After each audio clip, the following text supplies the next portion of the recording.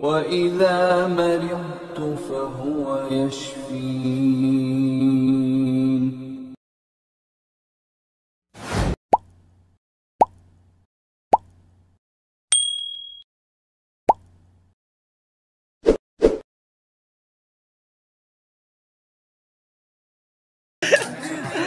Antri. Ya. Baik. Jamaah sedang antri ambil makanan. Ya. Luar biasa. Iya. Ini tidak macet ya, hanya padat. Padat. Dan ya. Penuh. Iya. Penuh. Alhamdulillah banyak rezeki.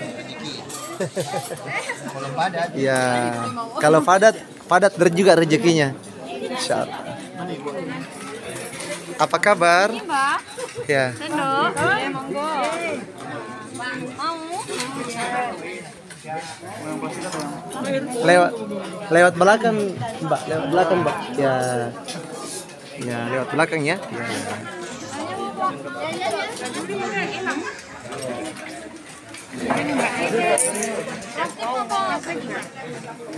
Sangat padat.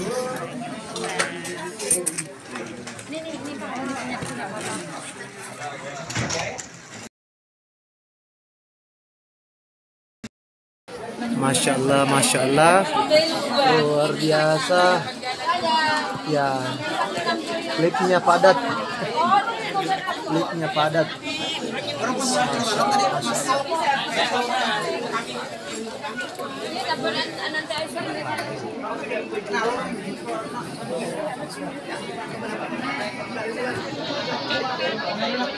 Ya, setelah selesai makan siang, jamaah antri di pintu lift, mau naik lift.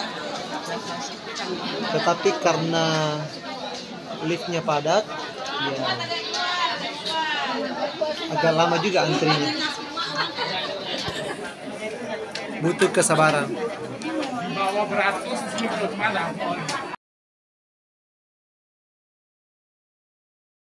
فإن كل محدثة بدعة وكل بدعة ضلالة.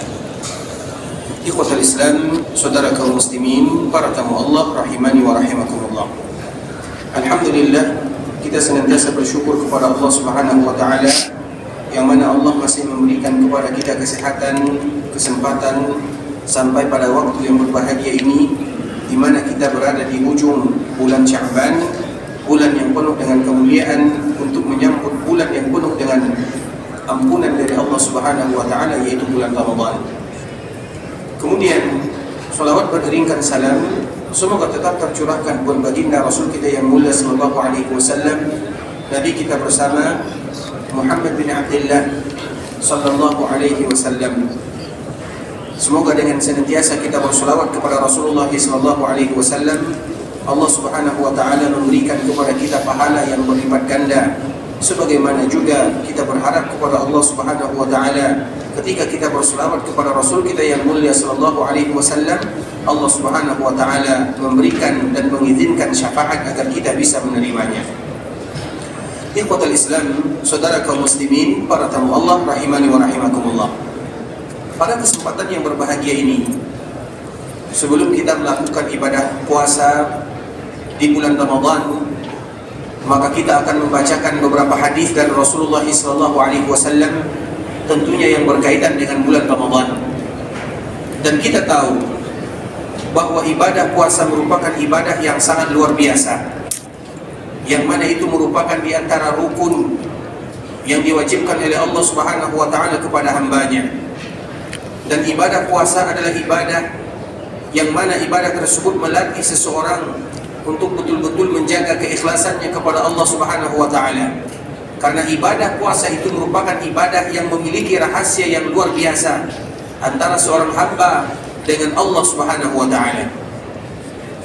Sehingga dengan kewajiban puasa yang diwajibkan oleh Allah Subhanahu wa taala, yang melatih kita untuk senantiasa melakukan ibadah hanya semata-mata untuk Allah Subhanahu wa taala, maka di sana Allah Subhanahu wa taala juga menyediakan pahala yang sangat besar dan sangat indah, di mana bagi mereka yang melakukan ibadah puasa karena Allah Subhanahu wa taala, maka ada pahala yang sangat besar dan juga ada keutamaan yang sangat luar biasa, yang mana juga Ramadan itu sendiri merupakan bulan yang dimuliakan oleh Allah Subhanahu wa taala. Bulan Ramadan, ikhwatal Islam, Ramadan disebut dengan Ramadan diambil dari kata-kata ramdah, dan ramdah itu artinya adalah panas, karena memang kebiasaan bulan Ramadan itu adalah bulan di musim panas, dan berpuasa di musim dingin dan di musim panas itu banyak perbedaannya. Karena memang Allah Subhanahu wa taala betul-betul menguji seorang hamba, terutama di daerah-daerah yang ada musim panasnya, maka mereka lebih lama berpuasa dibandingkan dengan musim-musim yang lainnya, sehingga disebut dengan Ramadan. Nah, Ramadan ini, ikhwatul Islam, merupakan bulan yang paling mulia di antara bulan-bulan yang ada. Bahkan Ramadan itu akan membuat mulia mereka yang berpuasa di sana. Bahkan yang ada di sekitar Ramadan pun menjadi mulia karena kemuliaan Ramadan. Sehingga kita mengetahui bulan yang paling mulia adalah bulan Ramadan. Kemudian bulan yang paling mulia setelah bulan Ramadan adalah bulan yang ada di sekitar dan yang ada sebelum dan sesudah Ramadan, yaitu bulan Syawal dan bulan Sya'ban.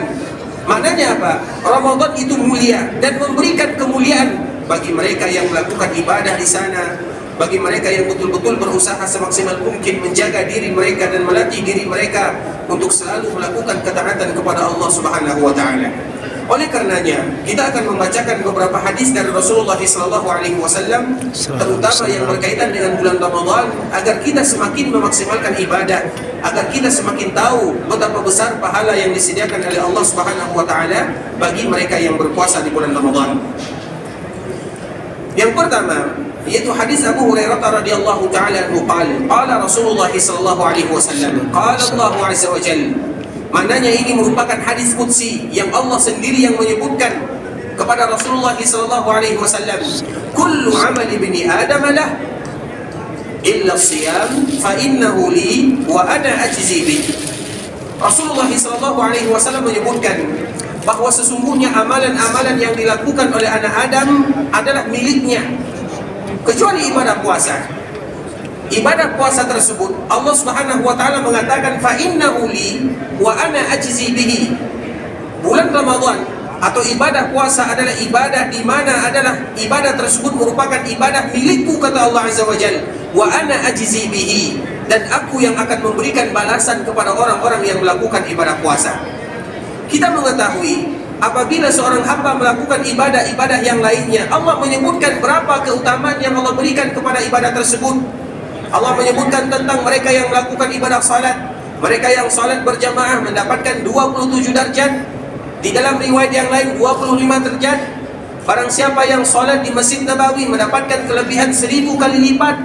Barang siapa yang melakukan zakat diberikan pahala seperti ini.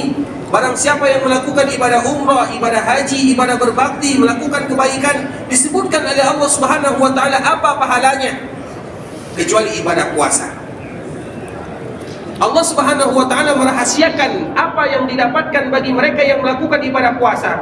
Apa maknanya dan apa hikmah yang terkandung di dalamnya? Karena Allah Subhanahu wa taala memberikan perhatian khusus kepada ibadah puasa tersebut, sehingga Allah menyebutkan wa ana ajzi bihi. Fa innahu li wa ana ajzi bihi. Sesungguhnya puasa itu adalah milikku dan aku yang akan memberikan balasan. Karena puasa itu adalah hubungan seorang hamba dengan Allah Subhanahu wa taala.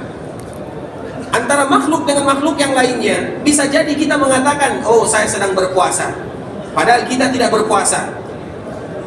Sedangkan Allah Subhanahu wa taala mengetahui hambanya siapa di antara mereka yang betul-betul berpuasa.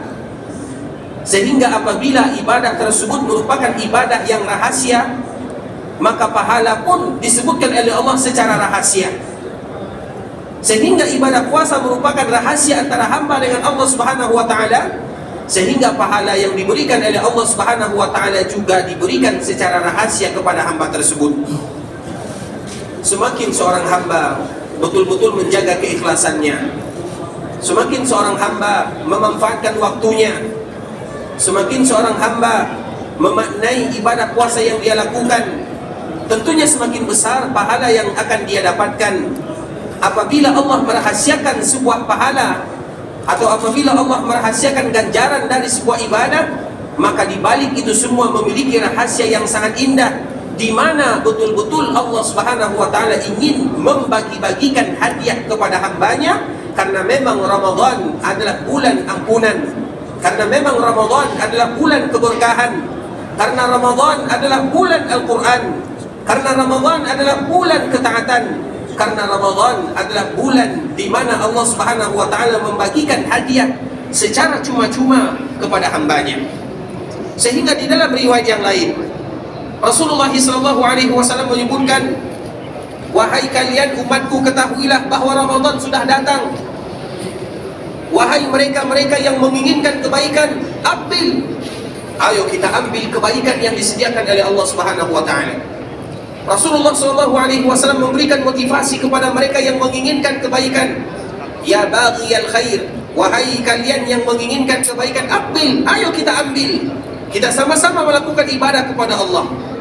Kemudian setelahnya Nabi menyebutkan, wa ya baghiyal khair, wa ya baghiyasy syarr, dan mereka-mereka yang melakukan kejahatan, absir. Hendaklah kalian berhenti untuk melakukan kejahatan tersebut.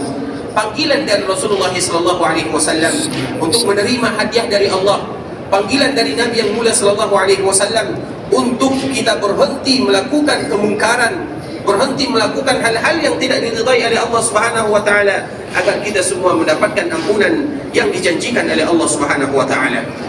Kemudian Allah Subhanahu wa taala juga menyebutkan di dalam hadis ini, wasiyamu junnah. Puasa itu merupakan perisai. Puasa itu merupakan tameng. Tameng secara zahir ataupun tameng secara batin. Apa maknanya? Karena puasa betul-betul memberikan manfaat yang luar biasa kepada kita, dan tidaklah tahu manfaat daripada ibadah puasa tersebut kecuali mereka yang berpuasa. Mereka akan mendapatkan diri mereka diberikan kekuatan oleh Allah Subhanahu wa taala. Walaupun kita tidak makan, tidak minum, namun kita punya kekuatan yang luar biasa ketika berada di bulan Ramadan. Dan juga puasa itu merupakan tameng, perisai dari apa? Dari api neraka Allah Subhanahu wa taala. Sehingga Allah Subhanahu wa taala menyebutkan wasiyamu junnah. Puasa itu merupakan tameng dari dunia dan juga tameng ketika Allah Subhanahu wa taala kumpulkan kita di akhirat kelak. Fa idza kana yaumu shaumi ahadikum fala yarfus yauma idzin wala yaskhaf wala yaskhab. Rasulullah sallallahu subhanahu wa taala menyebutkan, dan Rasulullah sallallahu alaihi wasallam menyampaikan kepada kita bersama, apabila ada di antara kalian yang sedang melakukan ibadah puasa, maka jangan mereka melakukan rafas. Kita mengetahui ikhwatul Islam, ketika kita melakukan ibadah puasa ada rukun dan syaratnya. Ketika kita melakukan ibadah puasa, kita mulai menahan diri dari terbit fajar sampai terbenamnya matahari. Kita menahan diri dari rasa lapar dan haus. Namun ada lagi yang terpenting daripada itu, yaitu bagaimana kita berusaha melatih diri kita ini dari perbuatan rafas. Rafas itu maknanya adalah perbuatan sia-sia. Rafas itu adalah hal-hal yang tidak mendatangkan manfaat. Rafas itu adalah hal-hal yang apabila seorang hamba melakukannya, hilang amalan atau hilang kesempatan bagi mereka beribadah kepada Allah Azza wa Jalla. Apapun perkara yang disebut dengan rafas, maka kita berusaha untuk menjauhinya selama bulan Ramadan. Apapun hal-hal yang bisa melalaikan kita daripada beribadah kepada Allah, maka kita di sana melatih diri kita untuk meninggalkannya dan menghilangkannya. Seperti misalnya seseorang ketika mereka berpuasa di bulan Ramadan, mereka menghabiskan siangnya hanya untuk tidur saja. Atau di antara mereka yang menghabiskan waktunya di bulan Ramadan untuk bermain saja. Atau mereka yang menghabiskan waktunya di bulan Ramadan untuk menonton ini, menonton itu saja. Itu bukan tujuan daripada ibadah puasa. Betul kita menahan diri dari lapar dan haus, namun ada makna yang lebih kita poinkan atau lebih kita kedepankan ketika kita melakukan ibadah puasa, yaitu rafas. Jangan kita melakukan perbuatan rafas, perbuatan yang menyia-nyiakan ibadah kita, perbuatan yang akan membuat kita lalai daripada beribadah kepada Allah Subhanahu wa taala. Wala yashab, dan juga dilarang kita untuk, kalau bahasa kitanya, mengangkat suara. Mengangkat suara ini maknanya apa? Yaitu bisa jadi maknanya banyak bercerita, menghabiskan waktu nongkrong bersama sanak famili saudara, bercerita tanpa kita mengetahui waktu. Atau bisa juga maknanya adalah mereka yang mengangkat suara, mereka yang mungkin ada permasalahan antara dia dengan saudaranya sesama muslim, atau dengan tetangganya, itu juga termasuk ke dalam makna yaskhab, yang mana seorang muslim ketika mereka melakukan ibadah puasa dianjurkan bagi mereka meninggalkan itu semua. Kemudian apa kata Allah Subhanahu wa taala? Fa in sabbahu ahadun aw qatalahu falyaqul inni imru'un sha'im. Apabila ada sebahagian di antara kaum muslimin yang menghina kita, atau apabila ada orang lain yang menghina kita dikala kita puasa, maka cukup bagi kita untuk membalas dengan balasan yang disebutkan oleh Rasulullah SAW, inni umru'un sha'im, atau bahasa singkatnya, saya sedang berpuasa. Kalau misalnya ada orang yang mengejek, ada orang yang menghina, ada orang yang ingin membawa kita atau memancing emosi kita, terutama di bulan puasa, maka di sanalah kita melatih diri kita. Dan jawaban yang disebutkan oleh Rasulullah SAW, apabila ada orang yang melakukan demikian, cukup bagi kita menyebutkan inni sha'im, saya sedang berpuasa. Nah, ucapan inni sha'im ini banyak maknanya. Bisa jadi saya puasa, saya takut ibadah puasa saya tidak diberikan pahala oleh Allah Subhanahu wa taala. Karena memang Rasulullah SAW menyebutkan di dalam riwayat yang lain, betapa banyak seorang muslim yang mereka melakukan ibadah puasa, namun mereka tidak mendapatkan dari puasa tersebut kecuali lapar, kecuali haus saja. Maknanya apa? Hilang pahala yang mereka lakukan. Tidak diberikan balasan oleh Allah Subhanahu wa taala, kecuali yang mereka dapatkan adalah menahan diri daripada lapar, menahan diri daripada haus. Itu yang mereka dapatkan. Karena mereka tidak mendapatkan inti daripada ibadah puasa tersebut, yaitu masih melakukan hal-hal yang tidak diridai oleh Allah Subhanahu wa taala. Sehingga apabila ada orang yang menyakiti, atau apabila ada orang yang memancing emosi, maka cukup bagi kita mengatakan saya sedang berpuasa, habis, kemudian tinggalkan. Jangan kita dengarkan, karena apabila kita dengarkan, maka di sanalah kita akan semakin terlalaikan. Mereka akan membawa kita kepada hal-hal yang tidak diridhai oleh Allah Subhanahu wa taala. Cukup bagi kita menyebutkan inni imru'un sha'im, sesungguhnya aku sedang berpuasa, maka kemudian kita meninggalkan mereka, sehingga kita lebih bisa memaksimalkan ibadah tersebut dari hal-hal yang akan membatalkan atau hal-hal yang akan mengurangi ibadah puasa kita itu sendiri. Kemudian Rasulullah SAW menyebutkan, walladzi nafsu Muhammadin biyadihi, demi jiwaku yang ada di genggamannya, la khalufu famis sha'im atyabu 'indallahi yaumal qiyamah min rihil misk. Rasulullah SAW menyebutkan, demi jiwaku yang ada di genggamannya, sesungguhnya mulut mereka yang melakukan ibadah puasa karena Allah Subhanahu wa taala, dikala Allah Subhanahu wa taala mengumpulkan mereka di hari akhirat, maka itu lebih bagus, lebih wangi dibandingkan dengan minyak kasturi. Sehingga kita tidak menjadi masalah ketika mungkin ada bau-bau yang kurang pas atau bau yang kurang sedap. Namun di sini disebutkan juga oleh para ulama ikhwatul Islam, sesungguhnya bau ini berasal dari perut yang kosong. Bau ini karena apabila perut kita kosong, maka di sana akan mengeluarkan bau yang kurang sedap, bukan dari gigi yang tidak dibersihkan. Karena memang kita dianjurkan untuk senantiasa membersihkan mulut kita, gigi kita, baik itu dengan siwak ataupun dengan yang lainnya. Terutama bagi kita yang berpuasa, lebih berhati-hati kita untuk menggunakan siwak. Karena kalau seandainya kita menggunakan yang lain, kita khawatir. Apabila seorang muslim khawatir, maka lebih baik bagi mereka menggunakan cara kehati-hatian. Dan cara yang paling hati-hati adalah menggunakan siwak. Aman bagi kita untuk membersihkan gigi kita, karena memang bau tersebut keluar dari perut yang kosong. Nah, apa kata Rasulullah SAW? Bau yang keluar dari mulut seorang hamba ini di sisi Allah lebih wangi daripada minyak kasturi. Sehingga itu tidak membuat kita minder dari saudara-saudara kita. Kita tetap semangat mengharapkan pahala dari Allah Subhanahu wa taala. Walis-saimi farhatan. Kemudian bagi mereka yang melakukan ibadah puasa mendapatkan dua kegembiraan, gembira dikala mereka berbuka dan gembira dikala mereka berjumpa dengan Allah Subhanahu wa taala.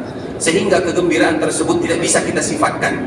Alangkah gembiranya ketika kita duduk bersama saudara, bersama sanak famili, bersama keluarga untuk ingin berbuka dari ibadah puasa yang kita lakukan karena Allah Subhanahu wa taala. Kegembiraan yang tidak bisa kita sifatkan dan hanya bisa kita rasakan bagi mereka yang melakukan ibadah puasa karena Allah Subhanahu wa taala. Kalau seandainya mereka bangga dan gembira ketika mereka melakukan buka puasa, bagaimana kegembiraan mereka dikala berjumpa dengan Allah Subhanahu wa taala? Dan itu adalah bagi mereka-mereka yang melakukan ibadah puasa karena Allah Subhanahu wa taala. Kemudian ikhwatul Islam, hadis yang kedua yaitu hadis Abu Hurairah radhiyallahu taala anhu, anna Rasulullah sallallahu alaihi wasallam qala, "Idza jaa Ramadan," apabila Ramadan sudah datang, "futihat abwabul jannah," maka pintu-pintu surga mulai dibuka. "Wa ghulliqat abwabun nar," pintu-pintu neraka mulai ditutup, dikunci. "Wa suffidatis syayatin," kemudian syaitan-syaitan pun mulai dikunci. Itu merupakan kemuliaan yang luar biasa yang disebutkan oleh Rasulullah SAW. Bagaimana Allah Subhanahu wa Ta'ala betul-betul menyediakan bagi kita kesempatan yang luar biasa, sehingga apabila kita sudah mulai memasuki Ramadan, di sana pula kita memiliki himmah yang tinggi, yaitu keinginan yang kuat. Apa yang harus kita lakukan? Apa target kita di bulan Ramadan? Target kita adalah melakukan kebaikan. Target kita adalah bersedekah. Target kita adalah mengkhatamkan Al-Quran 10 kali khatam, atau 15 kali khatam, atau kalau bisa sebanyak mungkin kita khatamkan Al-Quran. Kita punya target. Karena apabila kita punya target, dan memang Allah Subhanahu wa Ta'ala menyebutkan kepada kita demikian, karena keadaan yang membuat kita seperti itu. Terutama jika kita berada di Masjid Nabawi. Bagi kita yang ada di Masjid Nabawi, atau bagi kita yang ada di Masjidil Haram, yang akan pergi melaksanakan ibadah umrah, itu merupakan kesempatan yang luar biasa. Ketika kita berada di Masjid Nabawi atau berada di Masjidil Haram yang ada di Mekah, maka kita bertanya kepada diri kita pribadi, apa tujuannya kita datang ke sini? Bukankah untuk mengkhatamkan Al-Quran? Bukankah untuk melaksanakan ibadah salat semaksimal mungkin? Bukankah untuk melakukan kebaikan-kebaikan yang lainnya, terutama di bulan Ramadan? Kita tinggalkan tempat tinggal kita tinggalkan pemukiman kita untuk sementara waktu, mulai dari terbit fajar, kemudian kita tunggu zuhur, kemudian dari zuhur kita tunggu asar, dari asar kita tunggu berbuka bersama saudara-saudara kita kaum muslimin yang lainnya, kemudian nanti baru kita pulang. Karena itu merupakan kesempatan yang tidak ada duanya. Terutama berpuasa di kota Madinah, itu merupakan nikmat yang luar biasa, dan semoga Allah Subhanahu wa Ta'ala senantiasa memberikan nikmat yang demikian kepada kita bersama. Kemudian ikhwatal Islam, hadis yang selanjutnya, yaitu hadis masih dari Abu Hurairah radhiyallahu ta'ala anhu. Qala Rasulullah sallallahu alaihi wasallam, "La tuqaddimu Ramadhana bi shaumi yawmin wala yawmain illa rajulun kana yasumu shauman falyasumhu." Rasulullah sallallahu alaihi wasallam menyebutkan, apabila kalian hendak memasuki bulan Ramadan atau berada di akhir Sya'ban, maka janganlah kalian mendahului Ramadan tersebut dengan berpuasa 1 hari atau 2 hari sebelumnya. Kita mengetahui di antara hal yang paling dilakukan oleh Rasulullah SAW di bulan Sya'ban adalah berpuasa. Hampir Rasulullah SAW berpuasa penuh di bulan Sya'ban. Aisyah menyebutkan, saya tidak melihat Rasulullah SAW melakukan puasa yang paling banyak setelah Ramadan kecuali Sya'ban. Maknanya apa? Sya'ban ini adalah bulan yang betul-betul Rasul memanfaatkan untuk beribadah puasa. Karena memang Sya'ban adalah muqaddimah dan pemanasan untuk melakukan Ramadan. Kemudian ikhwatal Islam, bagi kita yang terbiasa berpuasa di bulan Sya'ban, maka boleh bagi mereka untuk melanjutkan puasa Sya'ban tersebut. Walaupun sekarang misalnya, sekarang kita berada di hari Jumat, boleh dia berpuasa pada hari Jumat ini. Kemudian ternyata besok puasa Ramadan, tidak menjadi masalah bagi dia untuk mendahului Ramadan dengan berpuasa pada hari Jumat, kalau dia terbiasa berpuasa di bulan Sya'ban. Kalau seandainya dia menghabiskan waktunya berpuasa di bulan Sya'ban, maka tidak menjadi masalah. Atau kalau seandainya ada di antara kita yang terbiasa puasa Senin dan Kamis, kemudian datang akhir-akhir Sya'ban, seperti kemarin hari Kamis, dia berpuasa pada hari Kamis, maka tidak menjadi masalah. Dan itu tidak termasuk ke dalam larangan yang disebutkan oleh Rasulullah SAW, karena itu merupakan kebiasaannya. Namun bagi mereka yang tidak terbiasa berpuasa, maka tidak boleh bagi mereka mendahului Ramadan dengan berpuasa 1 hari sebelumnya atau 2 hari sebelumnya. Berarti hari Jumat, hari Kamis, itu tidak boleh lagi bagi seseorang mendahului Ramadan dengan berpuasa kalau dia tidak terbiasa. Sehingga Rasulullah SAW menyebutkan, illa rajulun kana yasumu shauman falyasumhu, kecuali seseorang terbiasa melakukan ibadah puasa sebelum Ramadan, kemudian apabila hampir memasuki bulan Ramadan, tetap boleh dan diizinkan bagi mereka untuk berpuasa walaupun besoknya akan memasuki bulan Ramadan, karena itu sudah merupakan kebiasaan mereka.